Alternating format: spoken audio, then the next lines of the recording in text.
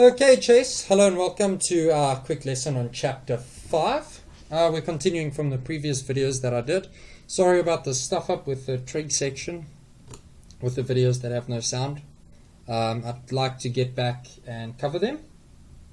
Hopefully I will, but for now let's just push on with chapter 5 as you suggested yesterday. Because, we're running out of time. And I'll try my best to get back to the trig section when I can, but this is actually probably more important. So, let me just get a white pen here. Chapter 5, 5.14, the circle. So today we're talking about the circle. So what do we need to draw a circle on a Cartesian plane? Well, we need the center point and we need the radius. And once we know that, we've completely defined the position of a circle. The general equation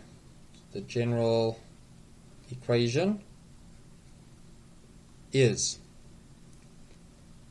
x squared plus y squared is equal to r squared. Okay, now r is the radius. So this is radius squared. Okay. Now one important thing to note about this general equation is that this form of the equation assumes that the center is at the origin. Okay, it assumes that the center is at the origin. Alright. So, okay, now that's obviously the center of the circle at the origin. So let's jump into example 15, which is sketch the circle. Okay, and the equation is x squared plus y squared is equal to 16. Now 16 is the radius squared. So according to if we look at our general form, 16 is equal to r squared, which means r squared equals 16. R equals root 16 equals 4. Actually it's plus minus 4, but there's no such thing as a negative radius, so it's just plus 4. Okay, so now let's sketch that on our Cartesian plane. So here's a Cartesian plane. Let's call these points 4, minus 4, minus 4, and 4.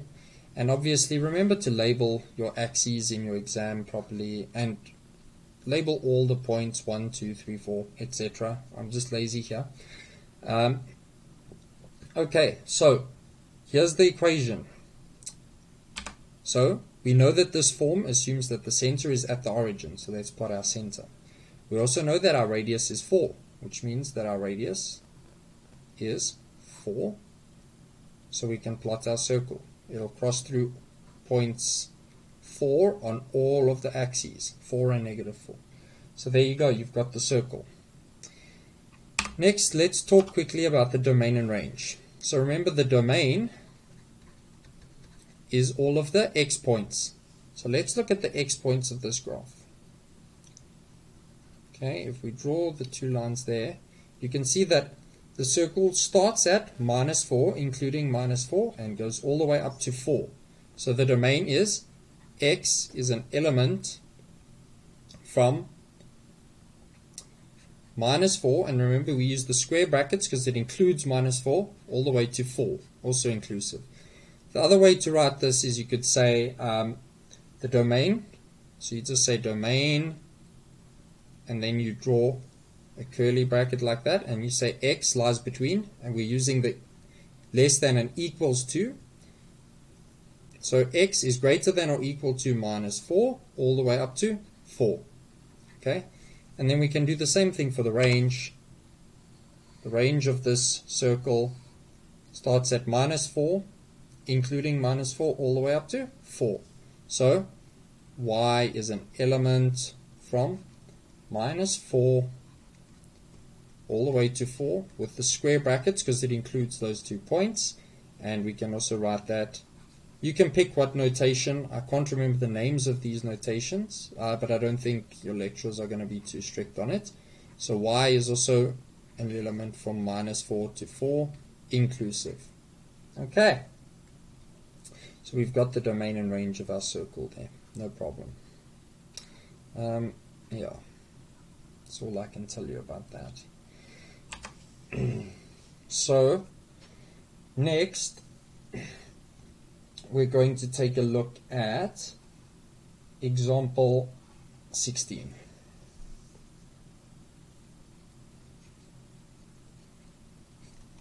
Okay, example 16, which also says, sketch the circle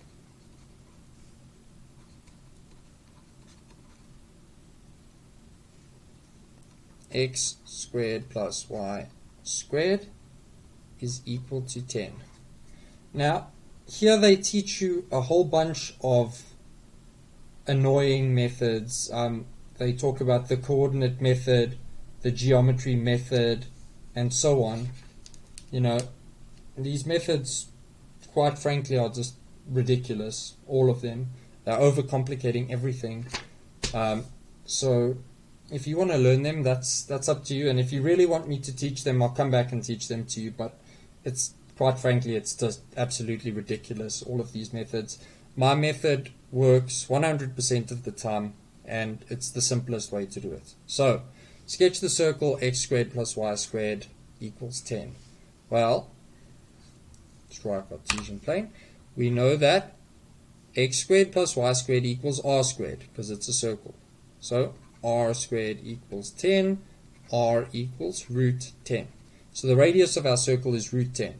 So once again, root 10, and root 10 is somewhere between 3 and 4. Negative root 10, negative root 10. And this form assumes the center is at the origin. So there you have it. You can plot it. Okay. Now what this coordinate method is all about is basically finding a point on the circle. So you can substitute in any values for x and y that add up to 10 or that satisfy this equation and are equal to 10. So which two values will work? For example, we could use x equals 1, y equals 3. Because 1 squared plus 3 squared is equal to 1 plus 9 is equal to 10. So do you see that these 2 points satisfy the circle equation? So you can plot those 2 points. So x equals 1, which is more or less there, y equals 3, which is there, and if you dot across, actually my drawing is terrible, but the idea is that if you dot across, this is 1, that is 3. So that'll give you a point on the circle, 1, 3. And any pair of x and y that satisfy that when squared and added together is equal to 10 is a point on the circle. That's the whole story with this coordinate method. But there you go. You've sketched the circle. You've answered the question. Okay, example 17, they talk about the geometry method. Quite frankly, as I said, these methods are stupid. Example 17, so your book teaches it in a different way. Once again, it says sketch the circle x squared plus y squared is equal to 12. Okay, so 12 is equal to r squared, r is equal to root 12, which is also somewhere between 3 and 4. So once again, we can draw our Cartesian plane, mark these points, root 12 minus root 12, root 12 minus root 12. This form of the equation assumes that the center is in the origin, the radius goes up to there, and we can just plot our circle. This is the worst circle I've ever seen in my life. But basically it should be crossing through each of those points. And then just remember that to label your x-axis, your y-axis, and to label each point on the way. So root 12 is in between 3 and 4. You can check that on your calculator, but it's in between 3 and 4, so it'll be 1, 2, 3. You label root 12 somewhere in between, and then 4. Okay, and the same here, it would be minus 1, minus 2, minus 3, minus root 12, and 4. Okay, you get the picture. Alright, moving on. Once we've done that, there are just a couple of things that you should probably know about the circle, a couple of properties of the circle. Remember the vertical and horizontal line test that we discussed in previous sections. I'm not going to go back to it. It's somewhere in the chapter 5 videos that I discussed it. But basically, the vertical line test tests if it is a function, and the horizontal line test tests if it has an inverse. Okay, so if we do the vertical line test, or the horizontal line test, sorry, you see that the circle cuts 2 points, and therefore, so it cuts more than once, therefore it has no inverse. Or if inverse doesn't exist, okay, and if we do the vertical line test, now this is the test to check if it's a function or a relation, but you see that this line cuts more than once as well. So therefore x squared plus y squared equals r squared is a function, not a relation. Okay, so a circle is other way around. X squared plus y squared is a relation and not a function. Sorry about that. Okay, so the circle, this equation does not have an inverse, and it is a relation and not a function. Okay, so those are just some properties of circles that you should know about. Okay, now one other thing that you should know, and we're going to move on and make some space here. One other important fact for you to know, I'm running out of space, is that a half circle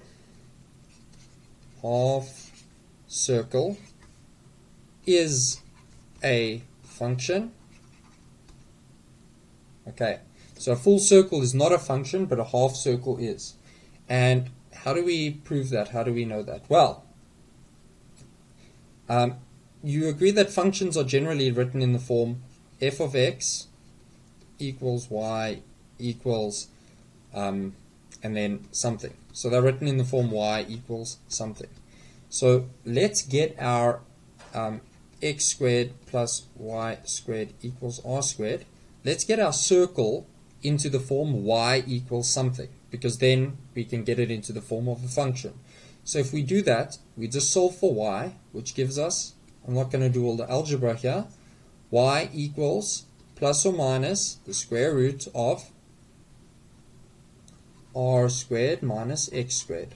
Why is it plus minus? It's because I took a square root across, which means y equals plus the square root of r squared minus x squared, or y equals minus the square root of r squared minus x squared.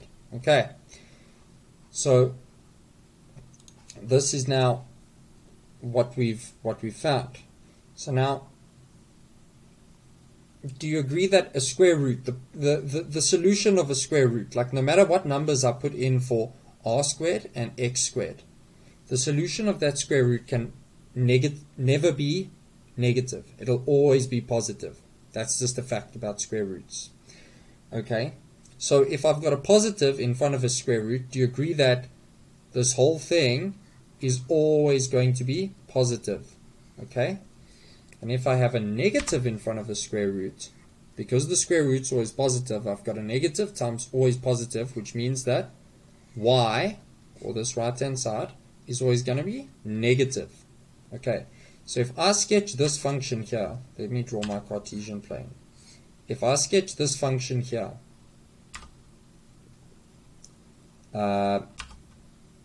what am I going to end up with? I'm going to end up with a half circle with center at the origin and radius r.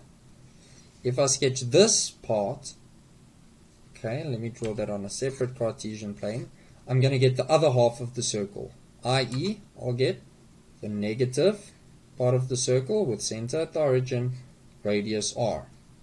But now, what's interesting is, if we run the horizontal line test, so let's run a horizontal line test, you'll see that the function still cuts the horizontal line twice, so a half circle has no inverse.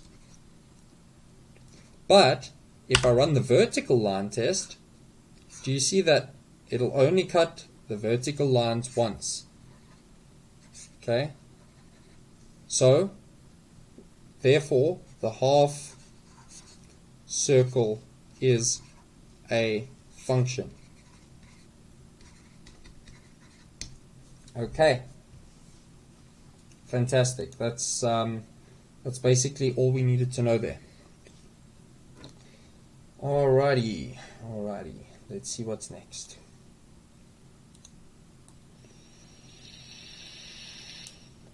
Okay, let's quickly do example.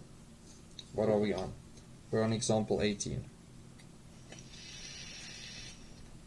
Okay, and it just says sketch the graph of, okay, sketch the graph of y equals minus root 36 minus x squared. And you see that's in the form of a half circle, which is y equals plus minus square root of r squared minus x squared.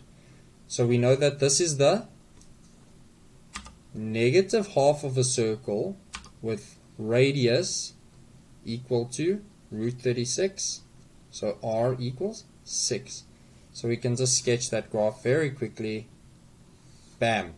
That's minus 6, 6, and minus 6. Okay, and there's your half circle. And example 19 is very much the same. It just says sketch the graph of, and they give you the function, which is, there we go, give you the graph y equals plus the square root of 36 minus x squared. Okay, once again, this is the positive half of a half circle with r equal to 6. So we can sketch that very easily here. So that is 6, 6 minus 6, and centered at the origin, as the form assumes. Okay, very easy stuff.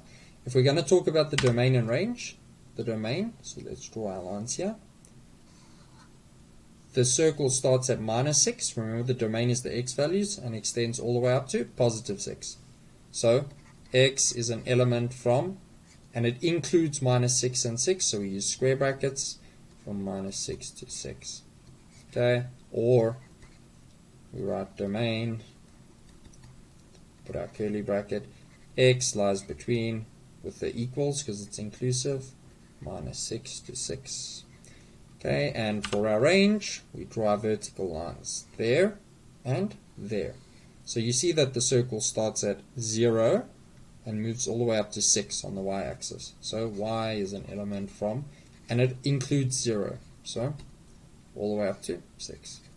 Done. And there you go. That's everything that you could possibly ever want to know about circles. So next we're going to move on to the ellipse. Let me just get us a blank page here.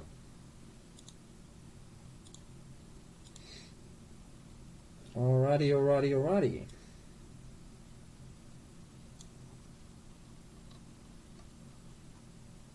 Fantastic. Okay.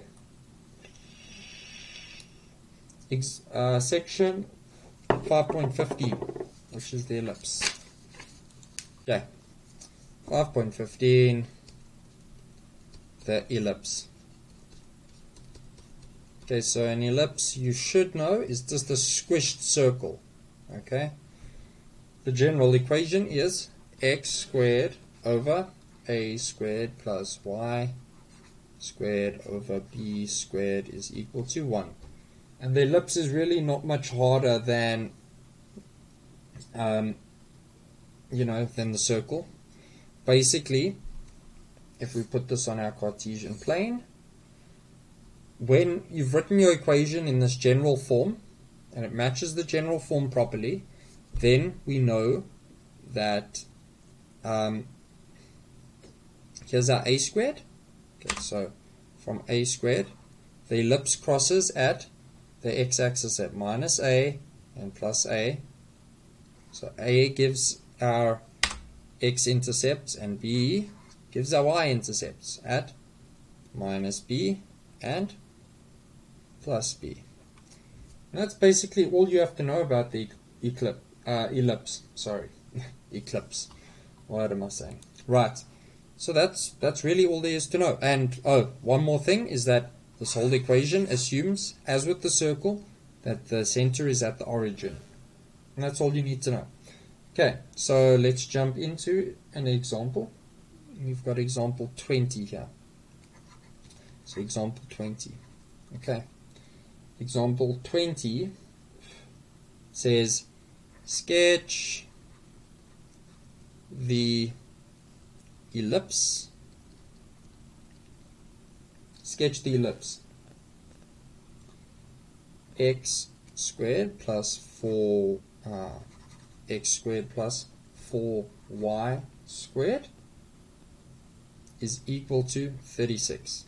Now, before we can sketch it, we need to get it into this form, because right now the right hand side is an equal to 1. So we don't know what a and b are, because we have to get it into the general form before we know what a and b are. So the first thing is to get a 1 on the right hand side. So let's divide through the whole equation by 36, which gives x squared over 36 plus 4y squared over 36 equals 1. Okay. Right. So let's just simplify this a bit. X squared over 36 plus y squared over 9. Okay, y squared over 9 equals 1. Why do I have 9 at the bottom? Because 4 over 36 is 1 over 9. So it's 1 over 9. So it's just y squared over 9. So now from this, if you compare this equation to our general form up here, you'll see that we're in our general form. So now we know that a squared equals 30. Let me do that in red for you. Okay, we know that a squared equals 36 b that one should be in green. Actually, I'm going to do it in blue. B squared equals 9. Okay, so therefore a equals plus minus 6 and b equals plus minus 3. So now we can sketch our ellipse if we just draw our Cartesian plane here. Remember, as always, label your x, y, label all of your points, whatever. I'm lazy, I'm not doing it now, but you must label these points. So our x-intercepts are at plus minus 6, which is, let's say there, that's minus 6 plus 6. Our y-intercepts are at plus minus 3, 3 minus 3, and our general form assumes center at the origin. So now we can just draw our ellipse. And once again, I cannot draw to save my life. But there you go. there's your ellipse. You've sketched it perfectly. You've defined everything. Let's just quickly take a look at the domain and range. So if we look at the domain, we draw our lines here. You see that our ellipse starts at 6, including 6 on the x-axis, and moves all the way up to positive 6. So it's from negative 6 to positive 6. So x is an element from inclusive, because it includes negative 6. So we use our square brackets, minus 6 to 6. And let's do our y.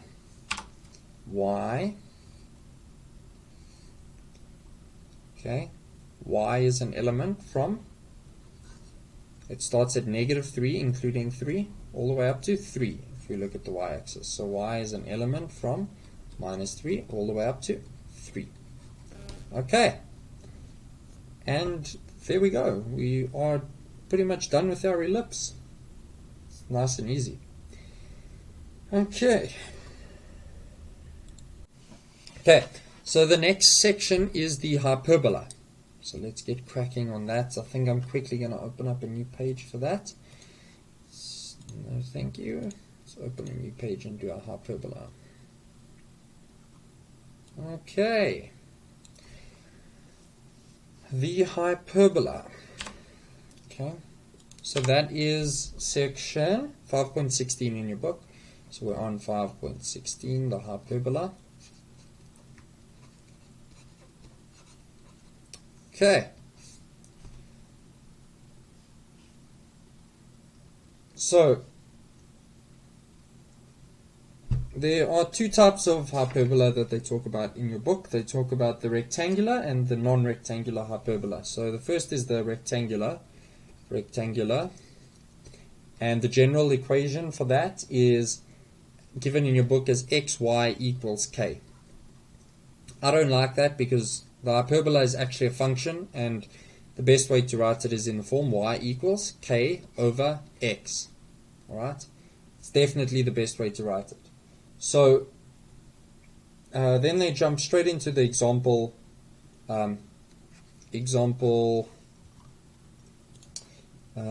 It's example 21 in your book, and they say sketch the hyperbola, xy equals 12, or if you write it the way I like, y equals 12 over x. The reason I like it this way is that you can now pop this into your calculator, like using the table functionality, and get the values. We're going to make the table manually here because they haven't. Yeah, let's do a manual table. So we go x, y, and we just choose some x and y points, and we're going to plug them into the function and get a bunch of points on the graph, and then we're going to plot them. So let's do x equals minus 2, minus 1, 0, 1, 2. So let's plug them in, minus 2 into the function, and we get the corresponding y. So 12 over minus 2 equals minus 6. 12 over minus 1 is equal to minus 12. 12 over 0 is undefined.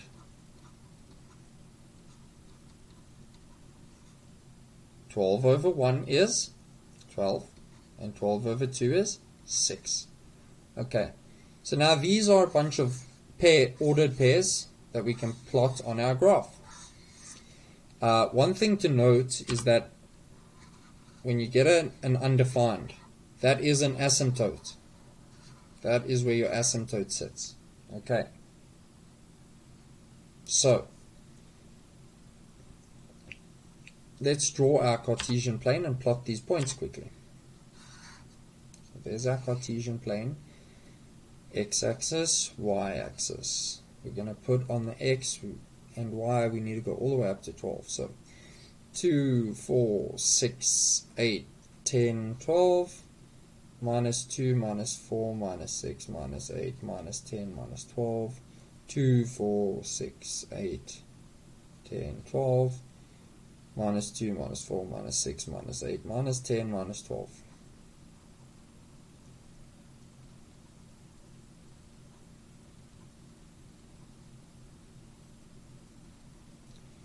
minus 12, 2, 4, 6, 8, 10, 12, minus 2, minus 4, minus 6, minus 8, minus 10, minus 12. Sorry, that was a nuisance. Okay, so let's plot the first point, minus 2 and 6. So minus 2 and minus 6, which is over there. We've got minus 1 and minus 12, which is over there. And then we've got 0 and undefined, which is an asymptote. Then we've got 1 and 12. So basically, when you see this, you know that x cannot be equal to this. So we're just going to draw an asymptote line in now. Okay.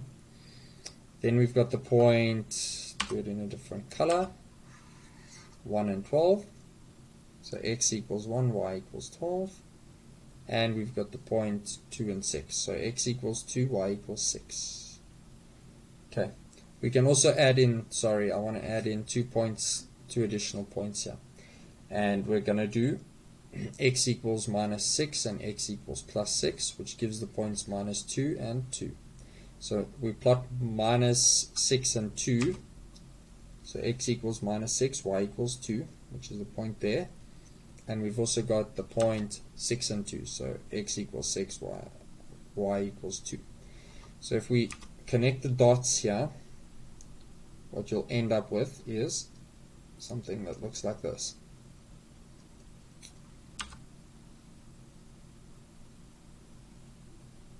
And there you go.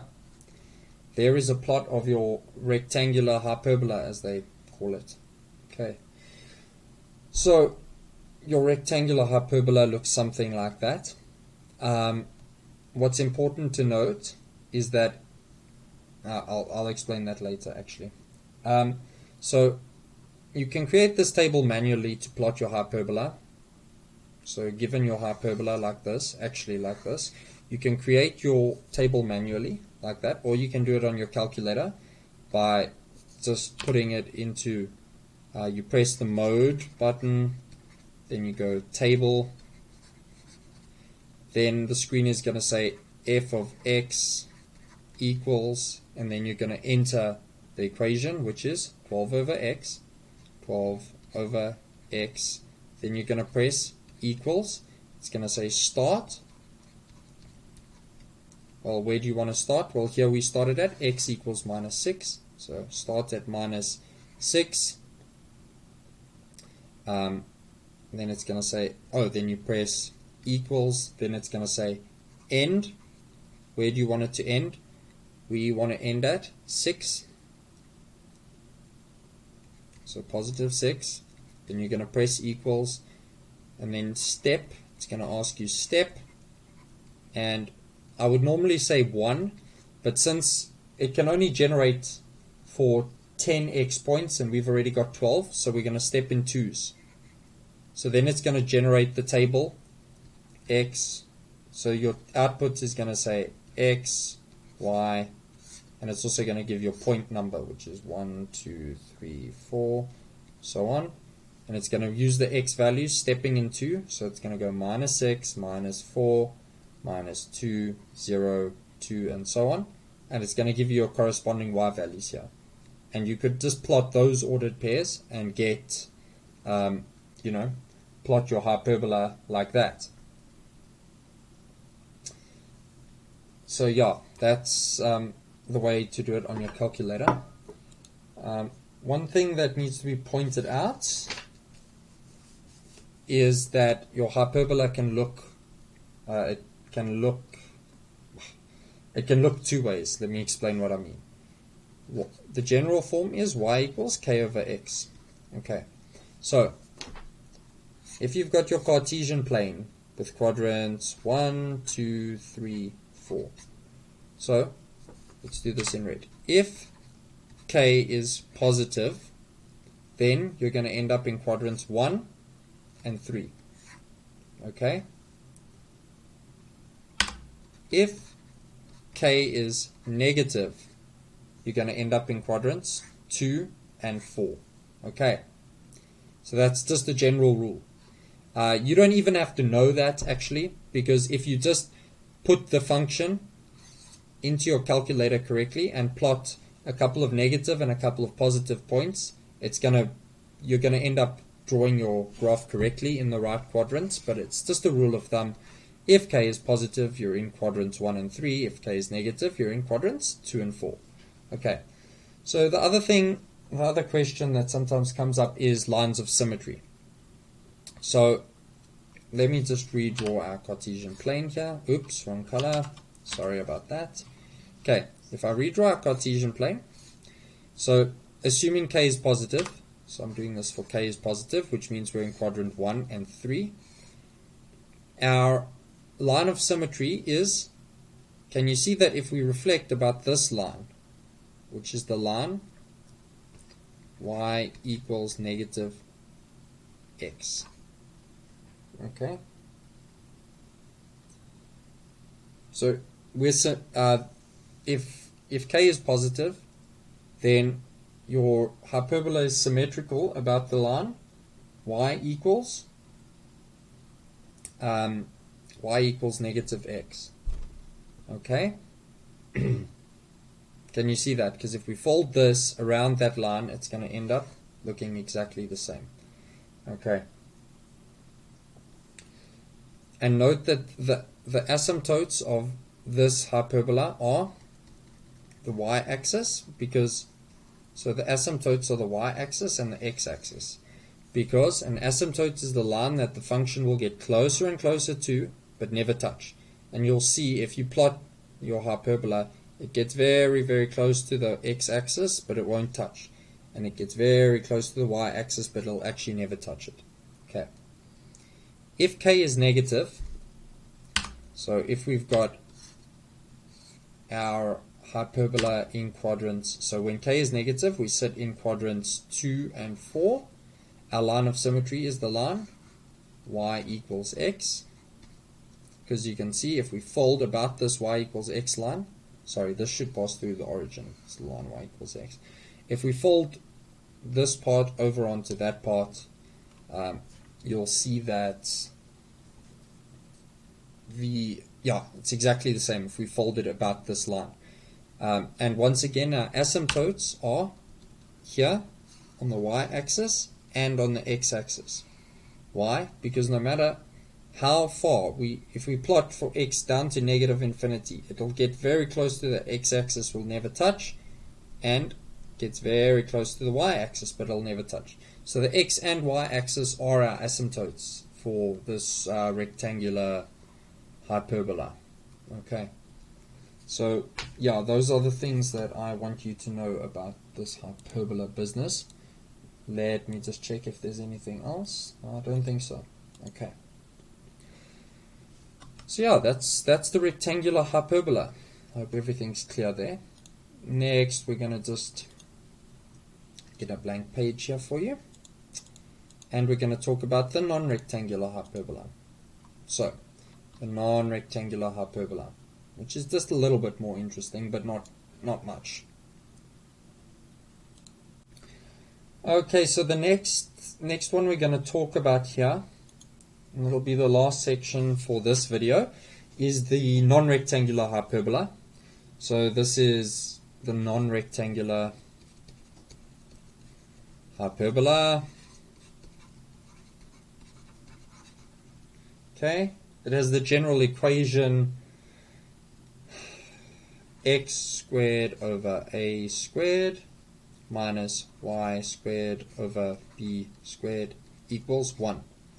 One thing you'll note about this general equation is that it looks very similar to our ellipse. The only difference is the negative right there.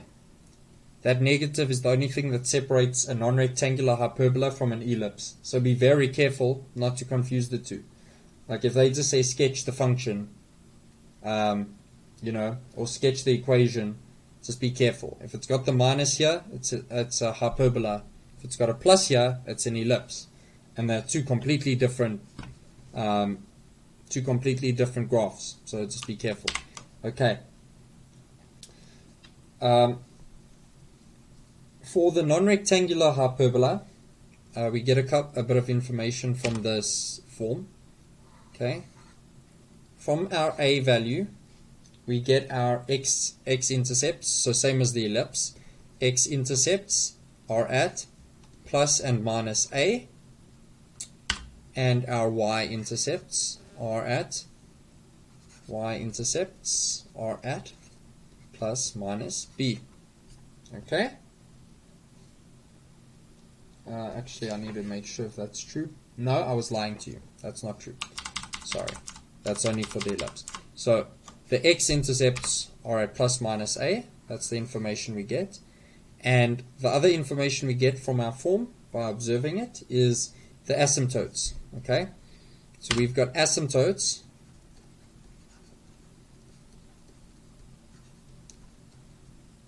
at the lines y equals b over ax and y equals minus b over ax. Okay, so that's the information we get from the general form of our non-rectangular hyperbola. So, and remember, an asymptote is just a line that the graph approaches and approaches and approaches but never cuts. So, let's go take a look. So, if we plot this, let me just draw. So basically how our non-rectangular hyperbola looks is we've got our asymptote lines, which are here and here. There's our two asymptote lines. Remember to label your asymptotes when you draw them. So that's y equals b over ax, and this line is y equals minus b over ax. Okay, those are our two asymptote lines. And we also got our x-intercept at plus minus a. So that is minus a, that is plus a. And then we just sketch our graph, and it looks something like this.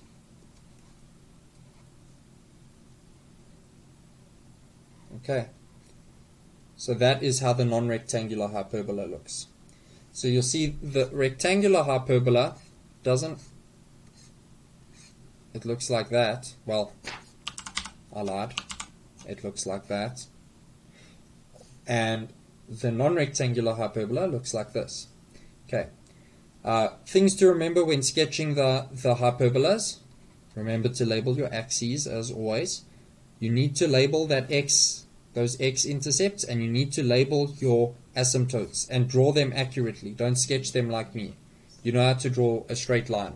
So you know how to draw the line y equals b over ax. So remember to draw those asymptotes accurately and label them correctly. Okay. Next, we've got example 23. Before I go on to example 23, there's one thing I want to point out. The hyperbola, if they asked you, is the hyperbola continuous or discontinuous?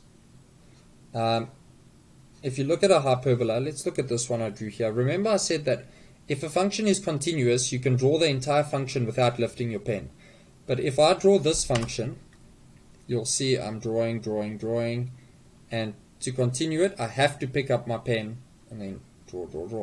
So the hyperbola is discontinuous. Okay. The rectangular hyperbola, if we do the horizontal line test, you'll see the rectangular hyperbola only cuts a horizontal line once. So the rectangular hyperbola,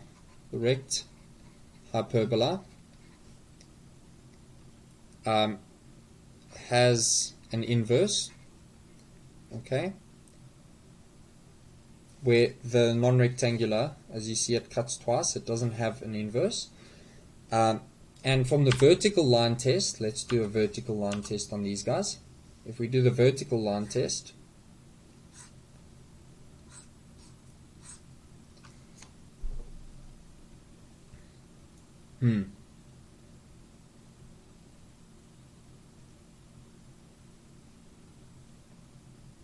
you'll see that the hyperbola is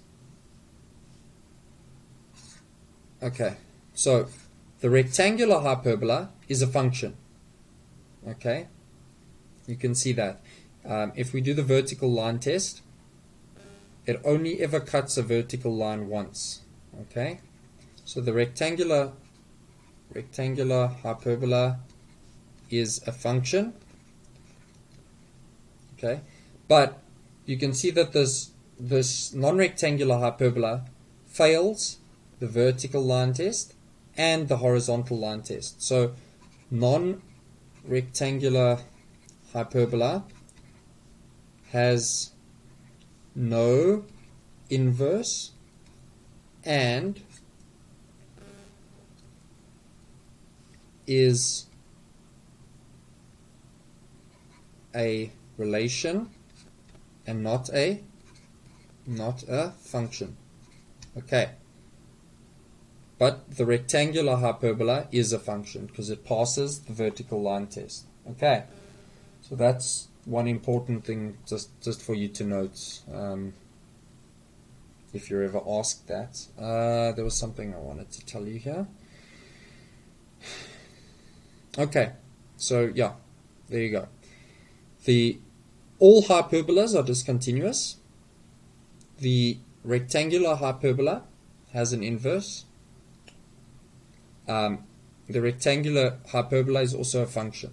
The non-rectangular hyperbola has no inverse and is a relation, not a function.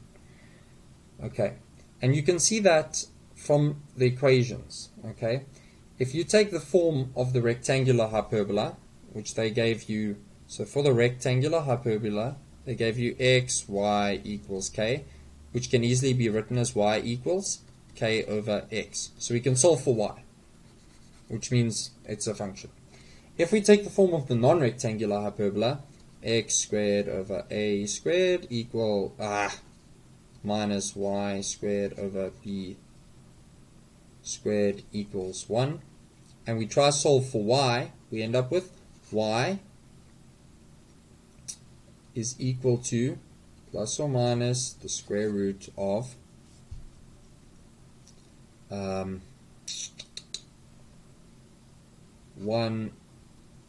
minus x squared over a squared.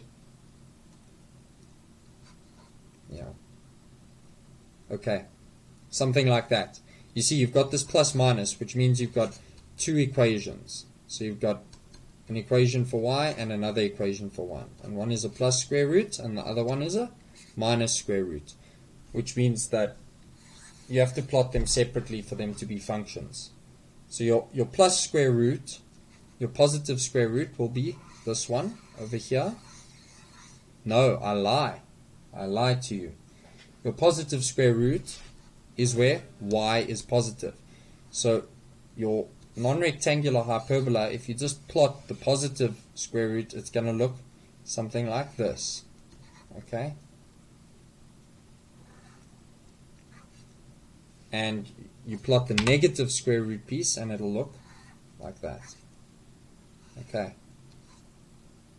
And that's why this is a relation and not a function. Okay, so let's quickly jump into example 23. So example 23 says sketch the graph of the function x squared, and that's wrong terminology by them because this is actually technically not a function. X squared over 9 minus y squared over 4 is equal to 1. Okay. Now,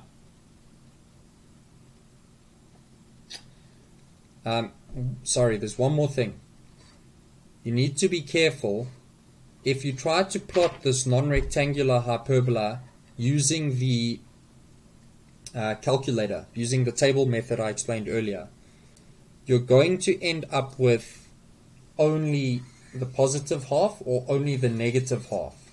So if you want to plot it on the calculator, you have to solve for y and plot this equation, and then solve for, and then plot that equation. So you'd have to plot the positive half and negative half separately on your calculator in order to get the full graph. because the calculator can only plot functions correctly, and it's not going to plot a relation correctly. Okay, so just a warning about that. But it's not that important, because you generally, for when you sketch this non-rectangular hyperbola, you don't need any points on the graph. So if we sketch this one, what do we know? We've got our a value from our general form, so we know that our x-intercepts are at plus minus 3.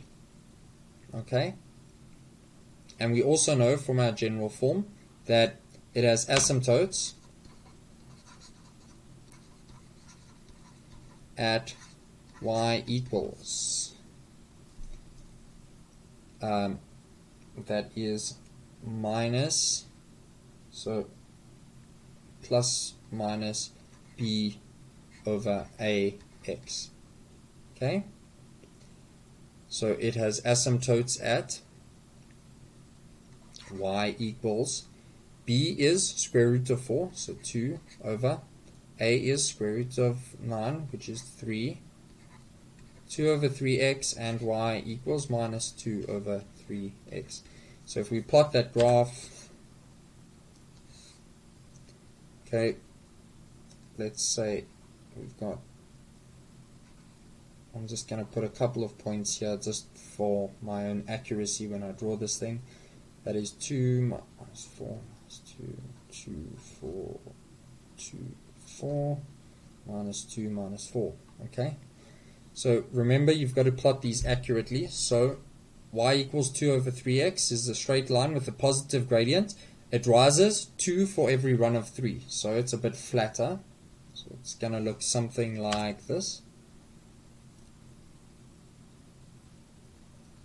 Okay, minus 2 over 3x is the same but negative gradient, so it looks something like that.